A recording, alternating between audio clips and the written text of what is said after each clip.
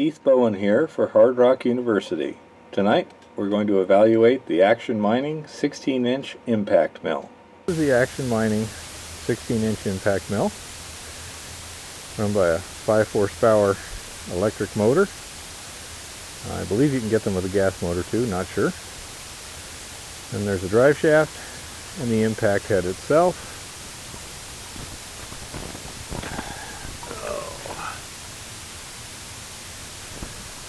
Now, an impact mill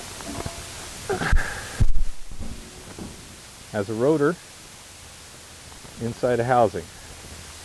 As this rotor spins,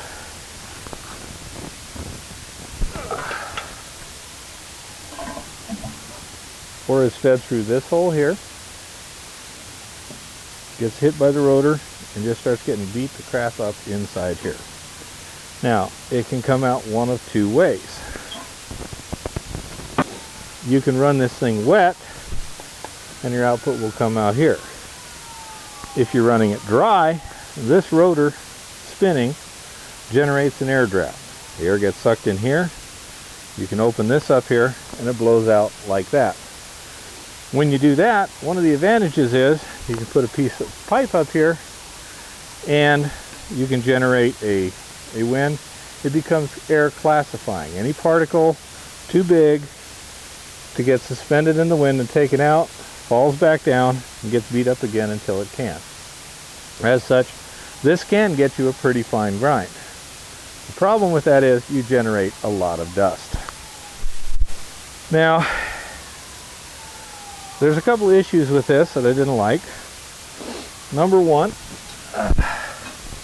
there was no place to inject water, so I added one. Another problem was there was no place to automatically feed material. So again, a little modification here.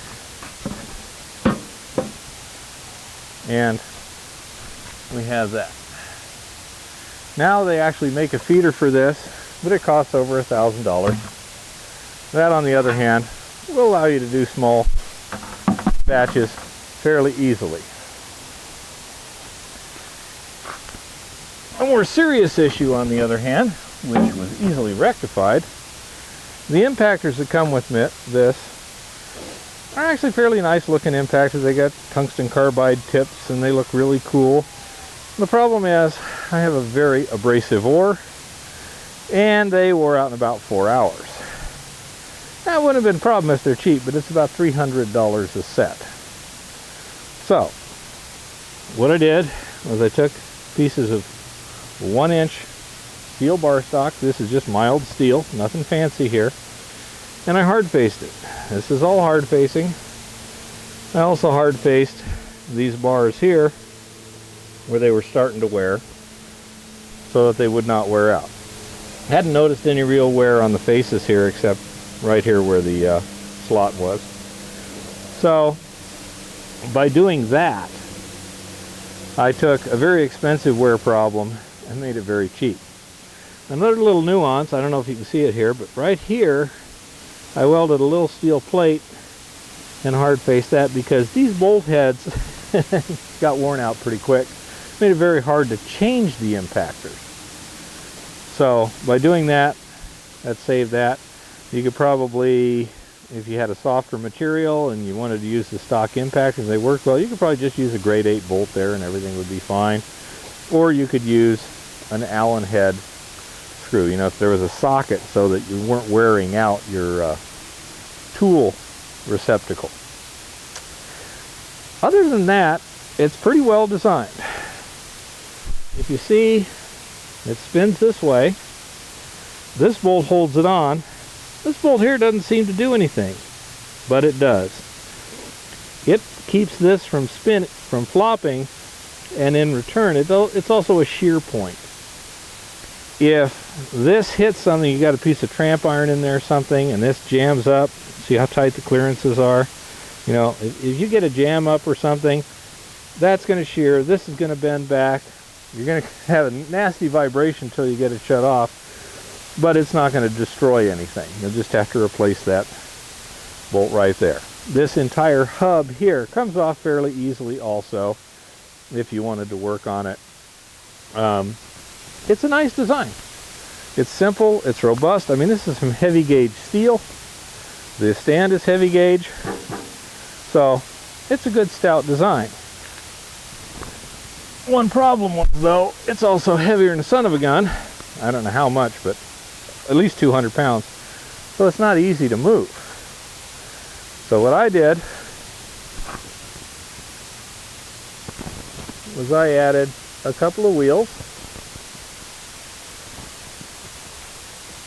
and some handles. This means if I want to move this, it's now real easy to move. Before, that would take 2 people and a lot of work. Now, serious question is, do you need an impact mill? Is this the machine for what you need? That's going to depend. In our case, the answer was no. We have a very hard quartz with very soft minerals, limonite, pyrite, chalcopyrite, gold. And the mineralization is where the gold's at. We want to be able to crush the rock, gravity separate out the valuable minerals, and then play games from there if we want to. In this chamber here, when that's spinning at high speed, it's extremely violent. Your larger chunks of quartz, the smaller they get, the harder they are to break by simple impact. They tend to bounce away from stuff. The other stuff on the other hand is subjected to incredible abrasion impact. So you generate large particles of quartz, large relatively, you know, up to 1/4 of an inch. And all the other stuff is dust. That's very hard to gravity separate. You've done exactly the opposite of what you want to do. The dense material is fine. The less dense material is coarse. They're not going to separate very well. So this is not very good for what we want. Certain ores it may work fine. If you have a fairly soft ore that's even and you just want to pulverize it and then leach it or something, this might work for you great. On the other hand, other applications wouldn't work too well. We're thinking that our particular mine that we were initially working on is just not high enough grades to be economical, and therefore we just don't, we've stopped looking at it. So one of the possibilities was we could crush our ore in another system we have, which I will do a review on, get our gravity separation, then put the gravity concentrates in here after removing whatever gold we could to regrind it, do another gravity separation to remove more gold, and then if there was still valuable gold in there, we could leach it. It would now be very fine, very easy to leach. So, say if you have a need for an impact mill, this is a pretty good mill. Input feed size, you're looking at about 3/4 inch is my recommendation. Not much bigger than that. The larger the feed, the higher the wear rates go. And so those are kind of your limitations. We were getting 100 to 200 pounds an hour through this, you know, depending upon how we were classifying and stuff. We get about 100 pounds of real fine material air classifying, or about 200 pounds wet grinding, classifying, and re-wet grinding. Not a high production machine either, in my opinion. There may be certain ores, certain situations where it does a lot better than that, but for us, it wasn't real exciting. The other thing I'd like to mention, Action Mining has a lot of other things, a lot of other products. They got a real good variety of stuff, you know, from assaying supplies, gravity separation tables, just, you know, leaching materials. They've got a lot of neat stuff. So it's well worth a look at their catalog or their website.